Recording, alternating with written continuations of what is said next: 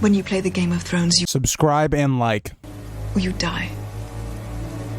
There is no middle ground. Alright, hello YouTube, welcome back to the Grease Comedy channel. Today's video, we are going to be doing my top 10 favorite / best chapters of all of A Song of Ice and Fire. Again, this list is very subjective. A lot of people like a lot of different things. This is only my list, so please join me in the comments. Let me know what your guys' favorite chapters are. You don't have to do a whole top 10, but let me know what your guys' favorite chapters are. And that's going to lead us into this top 10. But before we get into the video, if you guys like to like, subscribe, and comment for more of this type of Song of Ice and Fire content, please do. It helps the channel grow. People that might like this content as well. And here we go. So starting out, I wanted to give like a couple honorable mentions. Some of these were harder to do because, for instance, if you look at the show, my second favorite episode is the Battle of the Blackwater. And I wanted to include one of those chapters on here, but the problem is the battle is told from like multiple POVs. So it's kind of hard to actually do one specific chapter. So I put it as a honorable mention. I said Tyrion and Davos's Battle of the Blackwater chapters, very good, and that it deserved an honorable mention. My next one was Theon's escape with Jane, a very good chapter that ties Theon's whole story arc together. It's a very action-packed and emotional chapter where we're sitting here going, okay, is Theon going to survive? Is he going to get recaptured, which would be even more tragic? Is this going to be the death of a beloved character in Theon? I don't know if I'd say a beloved, but I'd say a popular character at the very least. And I really liked that chapter, so I wanted to include at least one of Theon's chapters from Dance, and this is the one I decided to choose. The Mountain and the Viper chapter, very good chapter. I did a review of this chapter. I really love the way the battle plays out. In the books, it's a bit more like, when you're in Tyrion's head, you can tell Tyrion's psycho-analyzing the battle, how the battle changes and all of that, and I really like that. So that was my another honorable mention. One that I really wanted to put on here was the King of the North with Robb. It's a really great chapter. It is kind of, in my opinion, almost the climax of book one, where it sets up kind of what is going to happen for the next book and then book and a half for the North plot line. It's kind of Robb coming into his own, and I really like this chapter for Robb. He's one of my favorite characters, and I thought his crowning deserved to be in my honorable mentions as well. I now have one of Ned's chapters, and specifically the Ned chapter that he's kind of dreaming about the Tower of Joy. I think it's a fantastic chapter for building and kind of foreshadowing a lot of the story, and it's one of my favorite Ned chapters as a whole. And lastly, I have Sansa's last A Storm of Swords chapter. The last honorable mention is going to be Sansa's last chapter in A Storm of Swords. This chapter does a lot for telling us what happened in past events. And also, it goes in a major character death with Lysa, epic. Sansa, this is kind of that last point where she's kind of been traumatized by another person. It's just a fantastic one-off line where Littlefinger's like, I loved your sister. And it's just a great chapter in general. And I wanted to throw, one Sansa chapter on here. I know I don't give Sansa a lot of love on this channel, but I think this was one of her best chapters as a whole. And that will lead us into our actual top 10. So, number 10, I have Jaime's bathhouse. Now, I've done another chapter analysis on this chapter as well, and we kind of learn more about Jaime as a character. This is kind of where his redemptive arc starts. And also another thing that I wanted to bring up with this chapter is, this chapter really helps to hit on the idea of what is honor, what is duty, what is loyalty, when people above you are not those things. They are people that you shouldn't be loyal to, honor bound to. What oaths can you break but not break? When is it okay here but not okay then? It's a fantastic chapter of exploring Jaime, and it's one of the best chapters in the entire story. The only reason I brought it down maybe below some of these other ones is that it doesn't have maybe the same impact on the actual story. This chapter really is just for us, the readers, and also for establishing Jaime and Brienne's relationship. But it doesn't have really the weight of maybe another chapter on here, like, say, Ned's death or the dragons being born. A lot of those other things have more impact. And I want to preference this for my favorite / best list is that I put a lot of factors into this. So a lot of the factors are, what does this chapter do? Like, what is its goal or focus? Secondly, what is the importance of the chapter? And third, overall, is it just a personal favorite? Like, am I dealing with a character I really love? Is this a turning point for their character arc?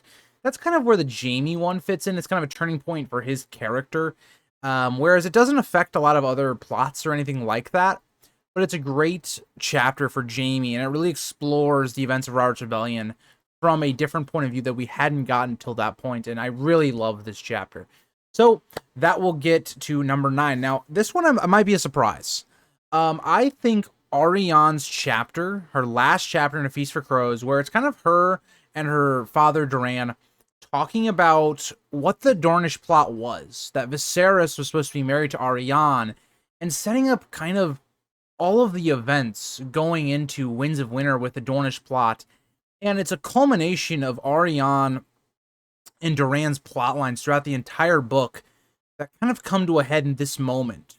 And we, the entire time, have been thinking Ariane is getting kind of deposed, really. She's not getting to rule Dorne. And we learn here that there was more plans here. And in the final words of that chapter of fire and blood, it's a really great way to end that chapter. And to me, it's a very strong moment for the entire Dornish plotline and very important to the story as a whole, because this is going to establish what Quentin's going to be doing in Dance. It's very important to Ariane's plot and Doran's plot going forward, and how they're going to affect characters like young Griff, how they're going to affect characters like Dany in the future.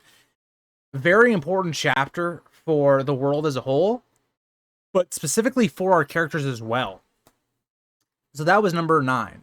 Number 8 is actually another Feast for Crows chapter. Now, interestingly enough, I think a lot of you guys know that I actually have A Feast for Crows as my lowest rated main story, A Song of Ice and Fire book. But the 2 chapters I'm referencing are 2 of my favorite chapters in all of A Song of Ice and Fire. Especially, that's why they're on my top 10. The Kingsmoot is this just meeting of a bunch of people, and it's this event that shifts and impacts the entire world.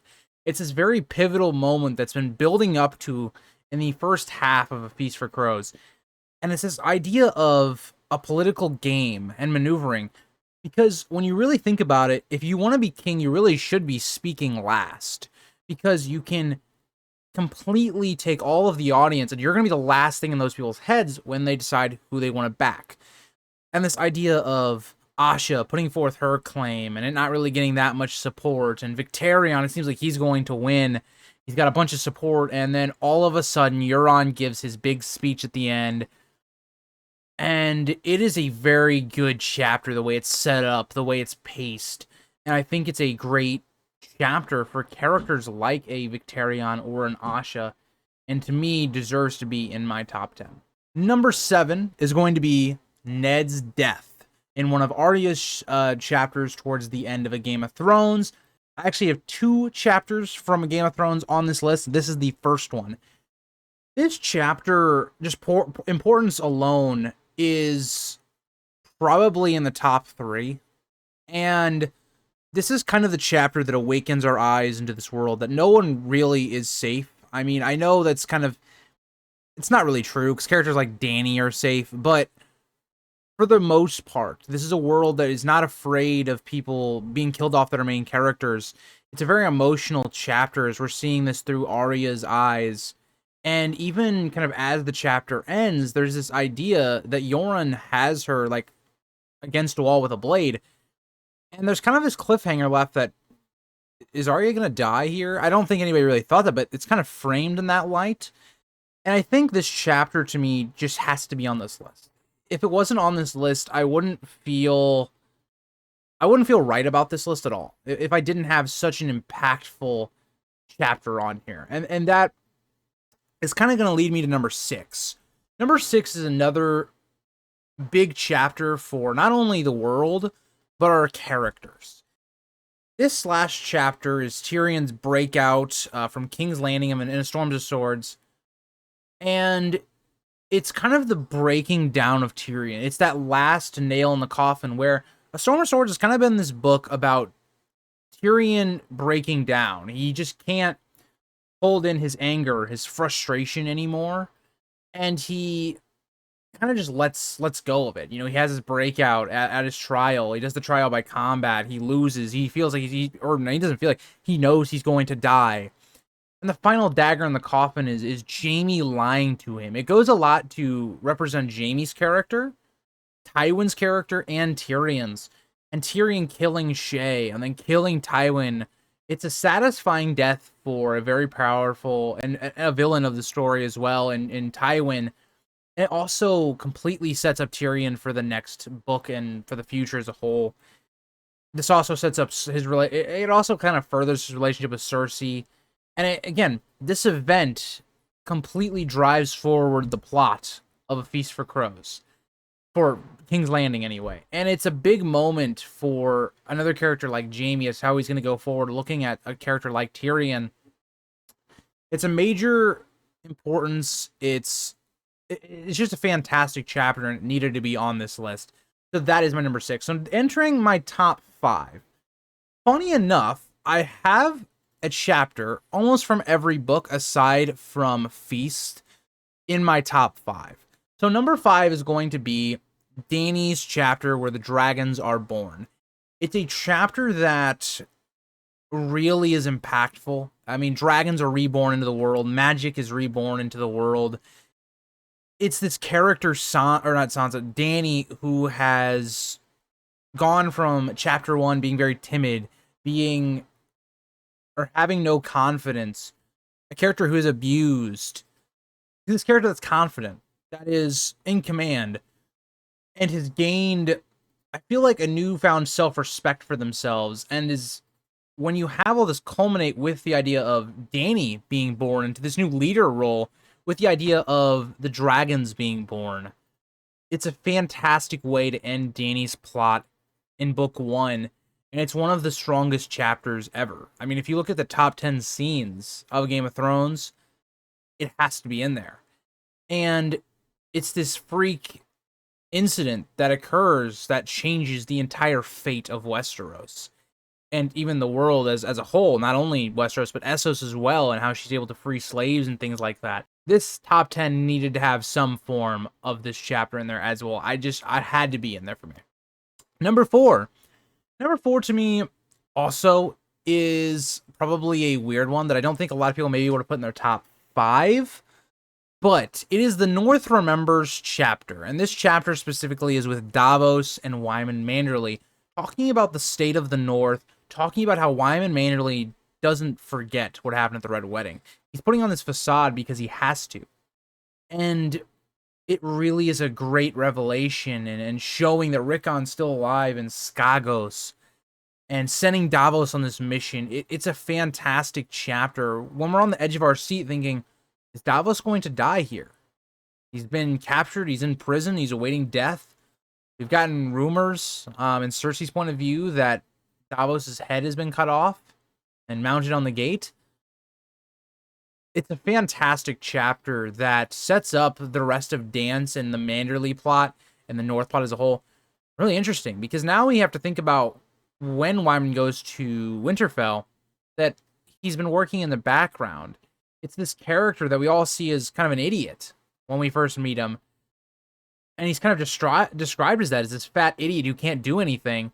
And we come out and we find out, oh, okay, this guy's really smart. He's working in the background to restore House Stark. And he becomes a fan favorite in this moment. And I think, for me, this is probably a personal favorite more than it is objectively a favorite or a best. Because when you look at it objectively, is it the most impactful chapter? No. What does it do for character development? Well, for a character like Wyman Manderly, a lot. It does a good amount for Davos' character as well. It's just, to me, the emotional weight and this big reveal that makes this chapter so amazing to me. And I thought I wanted to put it up here in my top 5. Maybe you guys disagree, but I wanted to give this chapter its flowers. And number 3, I have another Dany chapter. So for all you guys that say I'm a Dany hater, I'm not a Dany hater. She's not one of my favorite characters, but I have 2 of her chapters in my top 5. Number 3 is going to be House of the Undying. House of the Undying has to be in here. regardless of what you think of Dany's plot in book 2, I think it's probably her worst and is by far some of the least enjoyable reading, with her just kind of wandering around the Red Waste. But when we get to the House of the Undying chapter, think about this from a point of view of a content creator. How many theories do we draw off of the House of the Undying? The Stannis becoming the Night King, drawn off of this chapter. This chapter foreshadows events that don't even happen in this book. They happen in another book. There are things that happen in her visions here, and for Dany, haven't even happened yet. And this is book 2 we're talking about. George is writing book 6, and there's stuff in House of the Undying that we still don't understand. The importance of this chapter also to Dany's character, where Dany is this person that becomes more untrusting because of a chapter like this. And to me, we also see kind of the dragon's bond to Dany, or Drogon specifically. And to me, there's just so much that goes into this chapter that we even now call back to that chapter. It had to be in my top 10. I really enjoy reading this chapter. It's a fantastic one. It's one of those things where we always talk about with Dany, where she has the lowest of lows, but the highest of highs. She has like one really, really great chapter every single book, and this is the one I chose for book 2. Now, moving on to number 2, we have another book 2 Clash of Kings chapter.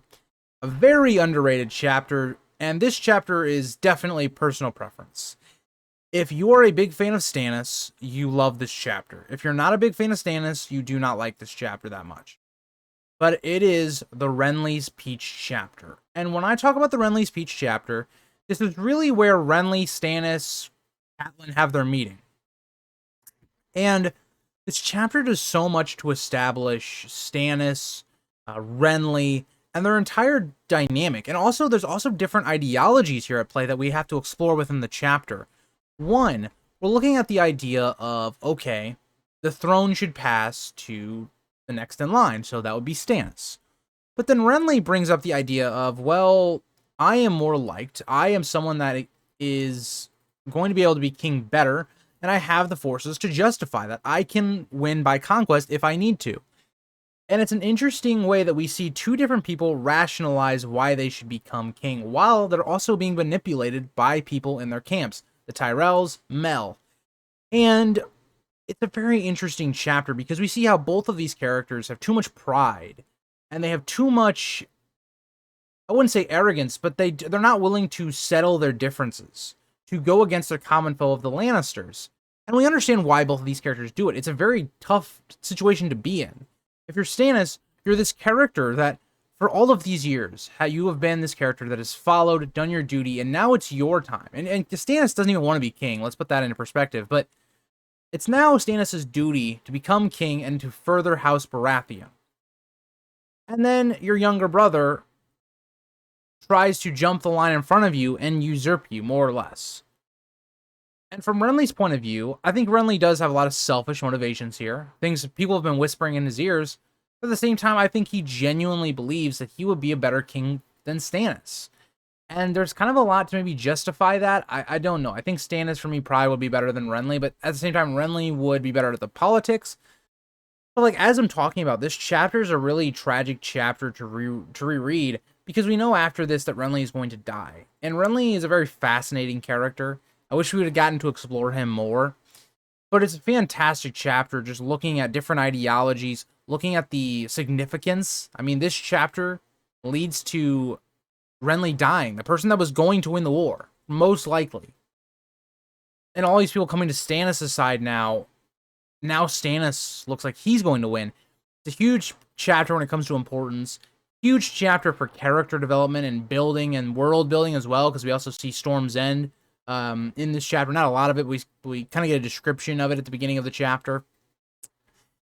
A lot goes on in this chapter, and it's one of my favorites, and it always will be. And number 1, to me, I think is no surprise. The Red Wedding chapter. I've done videos talking about the chapters before the Red Wedding. I've talked about the Red Wedding chapter as a whole. this chapter is the one that, when you look at just significance, is the most important chapter in the entire series. It is the chapter that emotionally just hits you. There is no other chapter on this list that I pick out a specific day to read this chapter when I'm doing a reread. The Red Wedding, I have to mentally prepare myself to read it because it is so depressing. And it's so, especially when you're someone that really loves Robb as a character, it's hard to read, knowing what's coming. And this chapter is a culmination of things that have been built up since book 1. The House of the Undying, like we mentioned, foreshadows the Red Wedding. And all of the subtle hints that you're given throughout the chapters, like right before it, the Arya chapter right before, the Catelyn chapter right before, everything points you to what you should know is going to happen, but you never expected or see it coming. And this chapter is a gut punch. It's breaking the whole idea of, oh, Robb is going to avenge his father who was unjustly killed, and just like that, we see all of Robb's mistakes blow up in his face. And it is a heart-wrenching chapter. It basically forwards the entire rest of Storm of Swords and all the events that happen afterwards. It's still being talked about, and it's still an important event in a lot of our characters. Like a Jaime, for instance, Jaime, a character who said he will never take up arms against House Tully again. How is he going to peacefully resolve all of these holdouts in the Riverlands against House Lannister? Very interesting ideas that are presented there. Other characters deal with this, like Sansa, Arya. It has a lasting effect on our characters and our world as a whole. And yeah, that is my top 10. So thank you guys all for watching the video. Again, my list is not the right one. I think you can have any chapters on here, and I can see why you would put them on there. Unless you do Bran chapters. I'm joking there. Maybe you like Bran. I'm not a fan of Bran, but you know. But thank you guys all for watching. Let me know, what is your favorite chapter, or what couple of chapters do you guys love to read over? And I will see you guys all in the next video. Bye, guys.